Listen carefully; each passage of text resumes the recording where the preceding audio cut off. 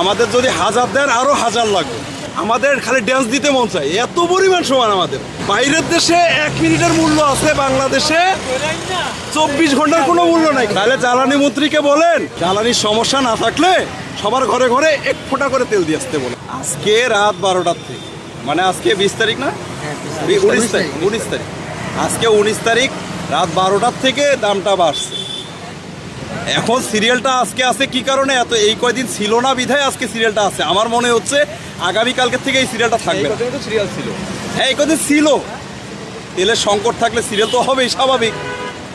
আর আমাদের বাংলাদেশের যে চাহিদা ভাই, আমাদের যা চাহিদা, আমাদের যদি 1000 দেন আরো 1000 লাগবে, কোটি দেন আরো কোটি লাগবে, কোটির উপরে যদি কিছু থাকে সেটাও লাগবে। জ্বালানি মন্ত্রী বলতেছে তেলের সংকট নাই, তাহলে ওনাকে এসে তেল দিতে বলেন।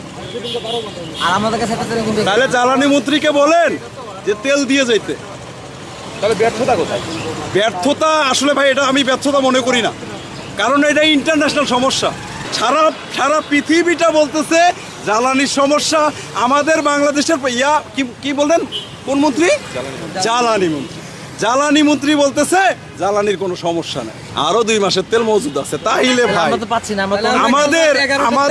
আমাদের এতটা পরিমাণ সময় আছে, আমাদের এতটা পরিমাণ সময় যে আমাদের খালি ড্যান্স দিতে মন চায়, এত পরিমাণ সময় আমাদের।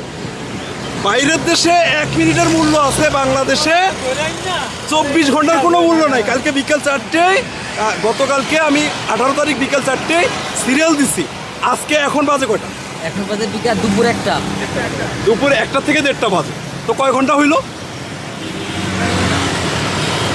মাত্র মানে 3-4 ঘন্টা হবে জ্বালানি মন্ত্রীর কথা অনুযায়ী। এতক্ষণ কি সিরিয়াল লাগে, কেন লাগতেছে? হ্যাঁ, ওনাকে বলেন জ্বালানির সমস্যা না থাকলে সবার ঘরে ঘরে 1 ফোঁটা করে তেল দিয়ে আসতে বলেন। দয়াপূর্বক।